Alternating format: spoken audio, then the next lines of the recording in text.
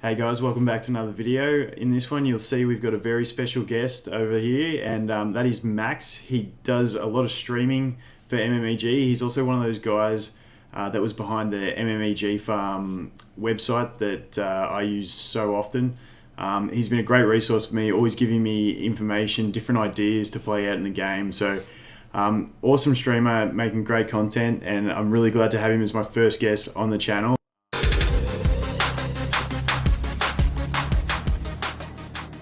In this one, we're going to be just going through some different monster ideas that he has for me to test, and some of them actually sound really interesting, so I'm really excited to show you guys. But yeah, without any further ado, we'll give it over to Max, and thanks for coming on the channel, man. Really appreciate it, and hit us up with some gold.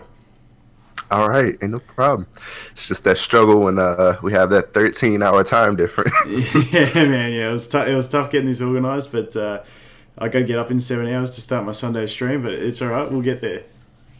Yeah, we make these sacrifices for you guys. That's it, man. But so the first unit that I thought about was the Air Witch, keeping it to 2 and 3 star units, just to keep them to accessible stuff that everyone can see. Yeah, so you ask, why an Air Witch? And that's because, well, one, she's got a single target bomb on a 2-turn cooldown. That's cool, not game breaking or anything. But then you look at her skill 3, and you see AOE, heal block, resistance debuff, and you're like, it's okay. But then you realize that skill 3 has a 2.2 times multiplier with max skill ups. There, as far as I'm aware, there's not a single other monster 4-star, 3-star period with a 2 times multiplier on an AOE attack. I haven't seen There's one not. No. The Air Samurai goes up to 1.8 times multiplier. So he has a 5-turn cooldown too. And I think the mark is his only debuff, right? Yeah, and he's got the speed for the enemies he doesn't target. But there might be one after they just buffed the dragon, because he's got a 1.7 base, and I think he gets about 40% through skill ups. But he's the only one now that would compare to this multiplier, I think. Yeah, even other units that I've seen, like the Fire Giant and Water Giant, they have like 1.8 something, 1.9 multipliers on their skill 3, and they do bombs, so that's a bit of extra damage on that AOE. But she just flat out has a 2.2 AOE multiplier with anti-heal. Yep. And Volkin and I were talking about it. I think she could be really good for boss runs, because especially like in Benefit or Wrath, because he pointed out to me that she's just gonna focus the boss in Wrath. Like, she's just gonna keep, like, either with 2 of them, you could potentially stun lock the boss with bombs because they're on a 2-turn cooldown, and they deal 3 times her attack, and she has an AOE 2 times multiplier. Yeah, and you can get poison on skill 1. Yeah, so 100%. I'm thinking something with her, something like maybe 2 cooldown reducers or 3 cooldown reducers, or 2 cooldown reducers and an AOE and like a fire capper or something. And no matter what she's doing, she'll be doing truckloads of damage. Yeah, honestly, I would probably run her, 2 of her, Water Masaru, Water Sister, Wind Crusader for the cooldown reductions. You don't even need it though, because of the 2 cooldowns. Yeah, I'm not sure, because I feel like you would need heals, because you take a bit of damage, unless you put them on lifesteal, because they have an AOE, so you could probably sustain yourself off lifesteal. Yeah, I definitely love lifesteal on any attacker in dungeon runs, but nonetheless, whatever you put her with, that's something for down the road. But I definitely reckon a double Wind Witch could be a thing. Yeah, it's gonna be wonderful. Sounds like a big video. Yeah, we're recording a video. Love you. Love you, baby. It's too good. So next unit I want to move on to is Forest Patriarch. Yep. He's the Earth Bright Fawn. Let's see if I can find him. Yeah, just start going. I'll find him. Oh, all right. Well, so my reason for this guy is one, he has immunity on skill 3. It's only one turn, so maybe not the most super impactful skill you would think, but he also increases attack and defense for 3 turns. It's a 5-turn cooldown, so there's a bit of downtime there, but with the cooldown reducer, you have 6 turns of buffs. Yeah. 6 turns of attack buff, defense buff, and then 2 turns of immunity. And I was actually personally thinking that he might be a great unit for AD. You let him go first. Yeah, he's not super fast, but he's fast enough, 74 base speed. Yeah. But you let him go first, you attack, defense buff, immunity buff, and profit, as no one does. 100%. Even if you had him in there, same principle as the Fire Druid. I've been seeing a lot of Fire Druid lately up in Gold 3, and it's just if they survive and then get that immunity with the defense buff, it's really hard to get through that. And especially if you had something like something that could turn bar manipulate to get this guy the next turn, and then you get those buffs up, it's really hard to punch through. And then you've also got that attack buff as well to just get the damage out too. Yeah, and then he has 100% uptime on a slow. So you have a 3-turn slow with a 3-turn cooldown. Yeah. And I wouldn't build him attack, but he actually has a 1.75 multiplier. It's not amazing, but you'll do a little bit of damage. Yeah. And then everything helps. Yeah, his skill 1, he either lowers ATB or heals himself, so he can't really derp. Yeah, all good skills. Yeah, I agree. The one thing that hurt me with him was just that for more PvE when I was testing him, the 1-turn immunity buff is the only little downside. If that was a 2-turn, he'd be a crazy unit, really good unit. Yeah, he'd be better than 3-star. better than the Druid almost, but yeah, all around like real decent unit like you said. But yeah, just that immunity is the only little downside, but still 1-turn immunity is better than none. Yeah, true. Immunity, like no debuffs, period. It's hard to beat that. Yeah. All right. Next one. So next unit is the Earth Djinn. Now, if you've been to my stream, you've probably heard me harp the love of the Earth Djinn. And the only reason I stopped trying to get her to work is because I got the Earth Anubis. But she, I think, is probably one of the best 2-stars for strength, and maybe for wrath too. I wouldn't use her in benefit because in benefit she's Earth. She's gonna get focused. It's gonna be a bad day. Don't recommend it. You don't want those problems. But reason I recommend her for strength is boss is air, so she's gonna focus the boss. She has on her skill 3. She has strip 2 beneficial effects, and she has a 35% chance of blocking beneficial effects. The only annoying, I don't know if they've changed this with previous updates, because maybe it was an error. I did notice that destroy HP mons do damage after destroying HP now, so maybe they changed it. But the only downside to that skill 3 is that she doesn't block buffs after purge. She blocks buffs, then purges. Oh, really? So, it reads the other way.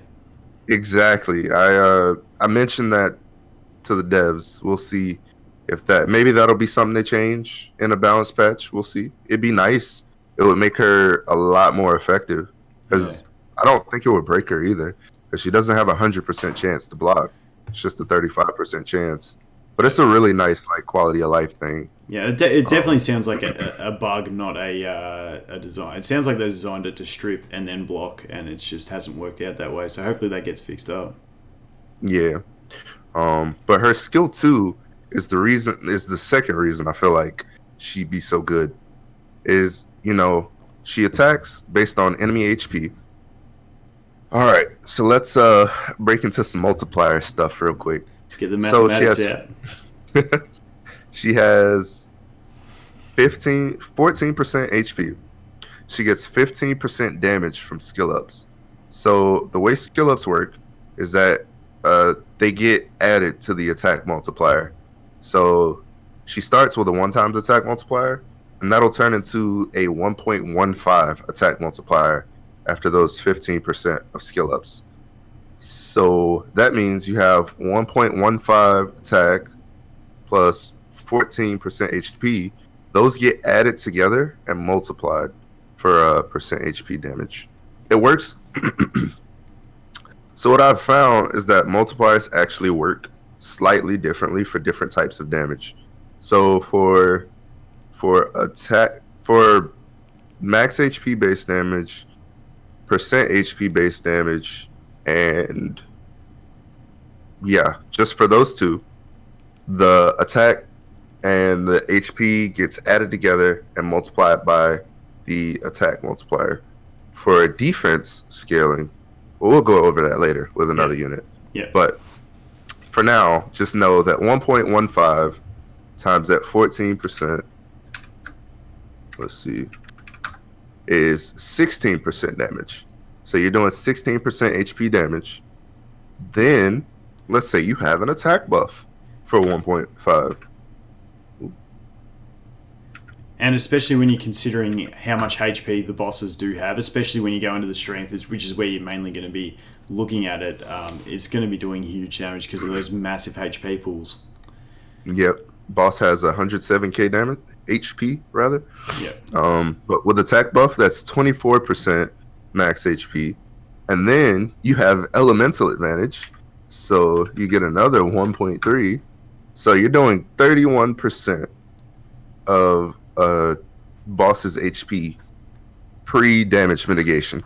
Yep.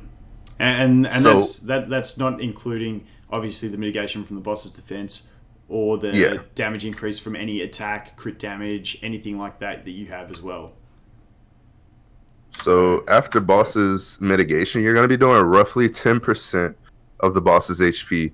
Yep. And that's without building her for crit or anything. You could just build her straight survival.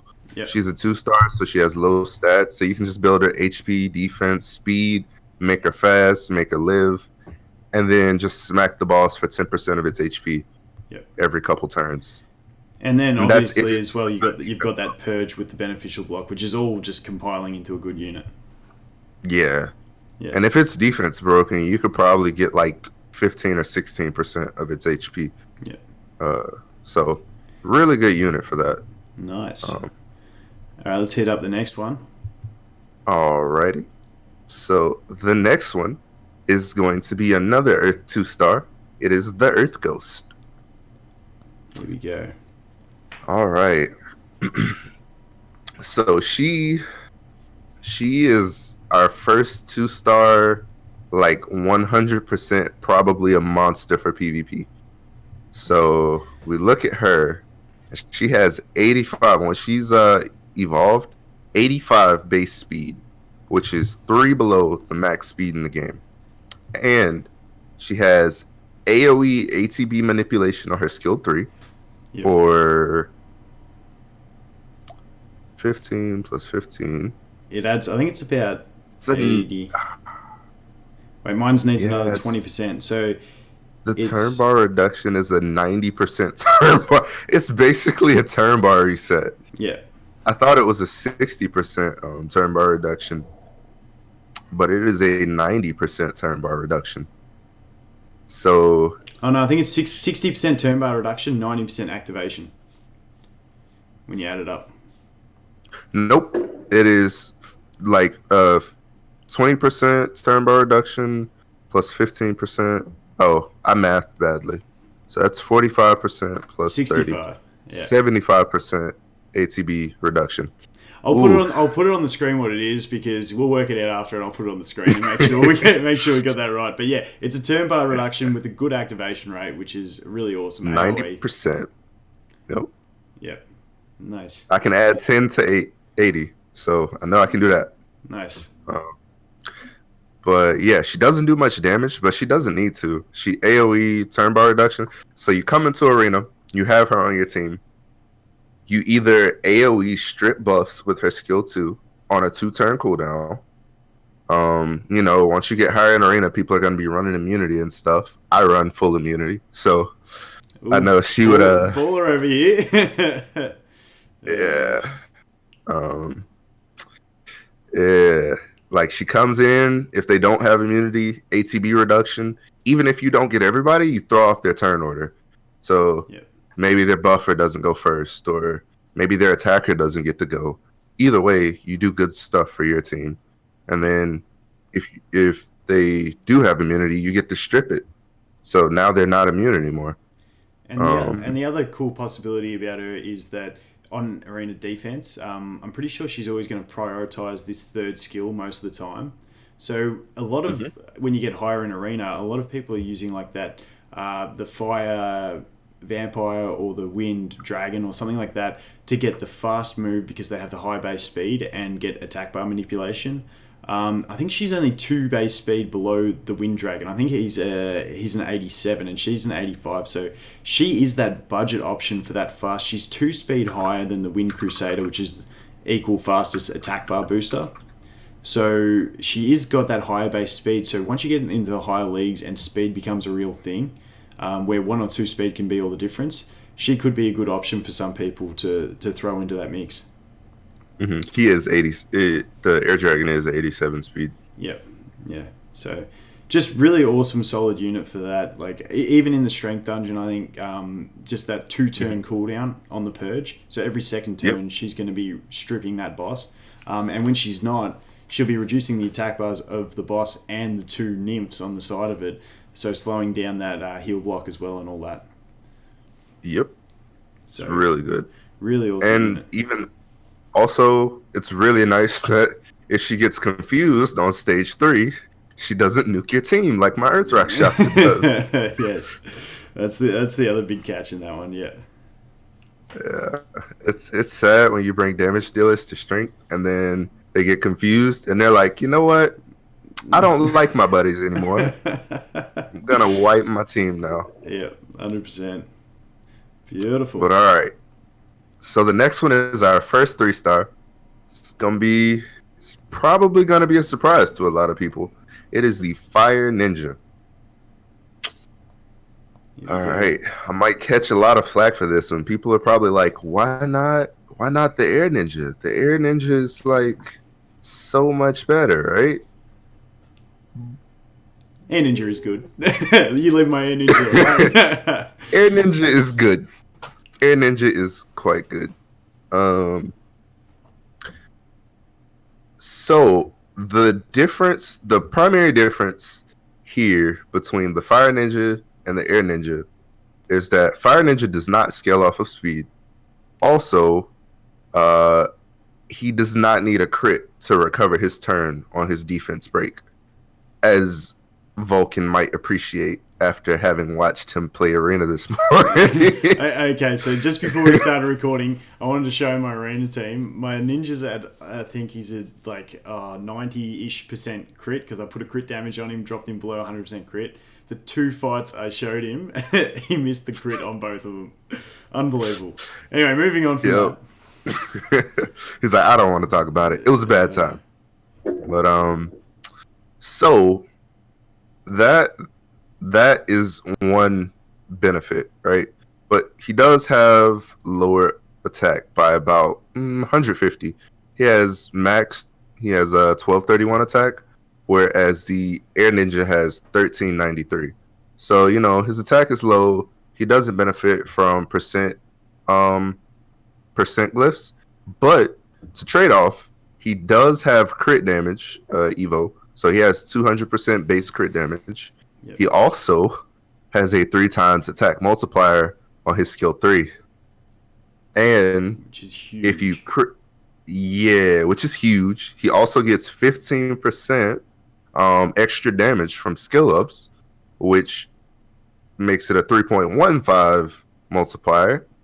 And if he crits, he gives a speed debuff for 1 turn and decreases their turn bar by 15%.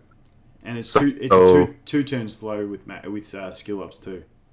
Yeah, that is. I didn't even notice that. But yeah, and then his skill 2 also has a 1.4 times attack multiplier that turns into a 1.65 attack multiplier, and he's recovering his turn. So this is, if you're gonna use it, this will probably be better as an arena monster. Like, I think all of the ninjas are, except maybe the water one and the earth one, are built more for arena than anything. Yeah. Because they won't use their kit effectively unless the devs have modified their AI. They probably won't be using their kit effectively because they'll use their skill 3 prior to using their skill 2, and their skill 2 is what enables their skill 3. Yeah. So with this, you get 2 turns, and you do 1.65 attack, and then 3.15 attack. Let's do some math. I'm using a calculator this time so that I don't mess up. I think the basic math behind that is if they don't have immunity and they get armor broken, they're dead. No matter If who they they don't are. If they get Yeah. armor broken by that second skill and you use the third skill, they're dead. No matter what. Yep. 4.8 times attack multiplier. Yeah. Total. He's insane. Yeah, so a couple people have suggested me to build him because they said as soon as I made the video about the MMEG farm, they're like, man, check that multiplier. It's huge. Yep. Like, And it is. and he has the crit damage, so you don't have to sacrifice as much to build crit damage on him. Yeah. You can just go straight crit, make sure you crit every time, and double your damage. If nothing else, if you get 100% crit, you're doubling that damage. Yeah. Which is great. Beautiful. All right. Next one. So next unit, yes, another fire 3-star. We're moving on to the flame dancer or fire blade dancer. Now, I looked at this unit, like the blade dancers in general, just all seem PvP focused, or maybe TOT more PvP than TOT focused. But this one spoke to me because I was just looking at him and I was like, wow, he has all damage skill ups on his skill 2 that has a 2.3 multiplier. I was like, man, 2.3 is not that great for, a multiplier. It's okay. And then I saw that from skill ups, he gets 55% extra damage. So that's 2.85 on his skill 2, 2.85 multiplier. Then I looked at his skill 3 and saw double attacks based on own speed. So he has a 1.6 attack multiplier on skill 3 that also scales off of speed. And you have a 50% chance to cleave. Yep. That is his skill 3 is essentially the skill 3 of the Air Rakshasa, except that it has a 10 times speed instead of a 12 times speed. So if he cleaves, he's gonna hurt stuff. Yeah, he's one of those awkward ones though. I feel like you'd want to be almost intending for him to be a single target nuker. Yeah. And that AoE is an added Might because happen. you don't want to have to rely on that. That's where he's a bit iffy for me to build, just because you've got a chance to AoE. So you don't want to rely on that AoE. You just want that to be added. But yeah, especially that second skill multiplier, that's insane. Yeah. Like the second skill multiplier is really good. And then when you consider, like, he has the same scaling as the Air Ninja on his skill 2. So it's a 1.6 times attack plus speed scaling. It's a 10 instead of 11 that the Air Ninja has. But the fact that he has the potential, he doesn't defense break before he does it, but he still has that potential to hit the entire team for that. Yeah, 100%. And he evolves into crit damage, which is handy as well. Yeah, evolves into crit damage, so can do some ridiculous damage with him. Yeah. And he's either gonna slow or, oh my god, if you crit, you stun. That's beautiful. Yeah, That's a beautiful skill 1. especially on monsters that you're gonna be building for crit anyway, because their kits incentivize crit usually. Yeah. Like that's beautiful. Yeah, they're not All right. they're not the greatest, but yeah, there's still potential there. All right, this next one, Yeah. you've got me intrigued with. All right, hit us up with this next one. All right. I don't know if So I'll this even be able next to one- find it. I've probably fed them all. Here we go. Feels bad, man. Did you feed them all? Nah, we got two of him. Here we go. All right, awesome. So the next one is a project that I've been working on. I actually have one 4-star, and this is all because I got pooped on by Childish. So Childish's AD has an air giant, which has an AoE mute with 2-turn taunt, 2-turn mute. And I was like, man, that 2-turn taunt is ridiculous. Like, I can't do anything. Like, you have to hit one unit for 2 turns that is a tanky unit, even if you don't have a mute. If you don't have cleaves, that's ridiculous.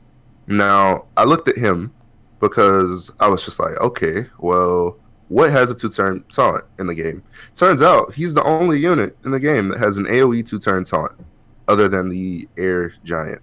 So the difference between him and the air giant is that the air giant resets skills on skill 2, and also the air giant skill 3 is a bit more impactful, but it does nowhere near as much damage. Now you see his skill 3 and it says moderate damage, and it has, at the outset, it has a 0.5 attack multiplier, which is bad, not debating that. But he only has damage skill ups, so you get to a 0.85 attack multiplier from the skill ups, and everything that he does scales based on his HP. So if you threw him on an enabling comp, we'll talk more about enabling different arena comps later. But if you threw him on an enabling comp, he could do some ridiculous things. 18% on max HP on skill 3, 14% max HP on skill 2 and both skill 1s. He can stun on one of his skill 1s or poison. And at 5-star, he has 8k base HP. Like, yeah, tanky, real tanky. Yeah, beefy. Yeah, big old beef ball. Yeah, 100%. Like you said, if they don't have the cleave, and if they've already done that, or even if they have 1-turn or cleave, if you brought a mute, yep, AoE mute, anything like that, something like, I think when you're talking about enabling, he's talking about having one unit that really is your kill unit, and then the others are just enabling that unit. So if you had like a fire succubus, brought him something with a mute, something with a bit of turn advantage, that's where the sort of synergy comes in. Yep. That for enabling comps, what you'll see most of the time is a fire succubus. That's just what everybody builds for enabling comps, because it's just a really fucking good monster for it. Like you throw her with a reviver and maybe a body shield or a tank that can taunt people, and you're good. It's a rough day. Beautiful. All right, I think we got one more unit that you wanted to cover. Yep, one last unit.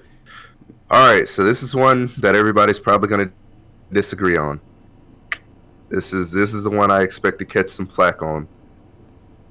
You're you know those Dwarven guy that is the boss? That made me wonder whether, he could be useful. And I think he really can. So let's talk about him. So his skill 3 is a body shield for ally for 2 turns, and he gives himself immunity and gives himself a defense buff. Cool. So that is solid. It's not amazing. It's solid. 2-turn immunity, 2-turn body shield. This is the type of unit that shines when you're not on auto. Most of the game's content is played on auto, so like for units that don't benefit from it, for like him or Fire DK, most people think it's a poop unit, never use it. But like you could throw in like if you're on manual, let's say maybe TOT or something, you throw in a completely YOLO attacker for a boss. Like for me, it'd be like my Earth Jackal.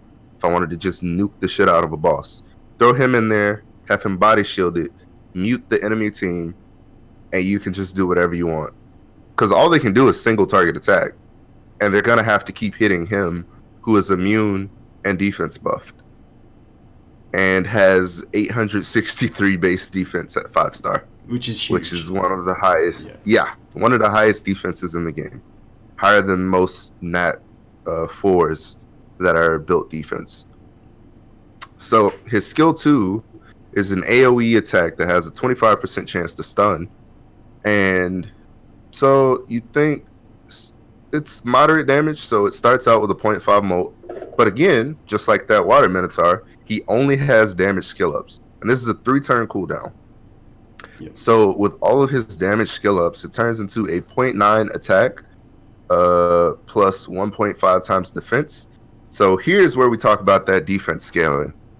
So attack and defense scaling works like this.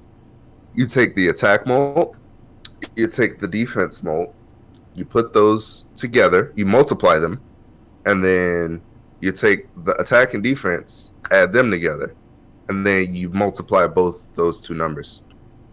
So for him, it would be 0.9 times 1.5 at max skill ups.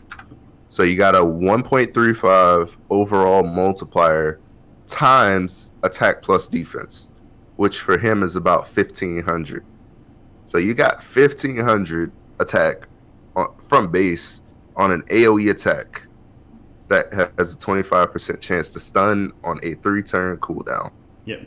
And the big thing in that is his evolution skill can turn into attack that gives him a chance to get another turn. So he could be reducing those cooldowns as well, which is crazy. Yeah. I was thinking, like, if I was going to build him, I'd probably throw him a meditation resist or meditation defense and just fucking stun lock. Yep. Stun lock and shield, stun lock and shield. Yep, Throw him in 100%. there with like maybe a really fast water mauler so you can get a bunch of turns. Yep. Bit of a healer Profit. propping up, and yeah, I agree. Yep. After you suggested him and explained the multiplier to me before this, it actually does look fairly decent. And like, what does that stun chance go up to with skill ups? I obviously don't know. No, it doesn't It increase. doesn't? Okay. No. But still, But- if you're fighting 4 or 5 units, if you're in TOT with 5 units, you stun Yeah. 1 or 2 of them. It's still handy.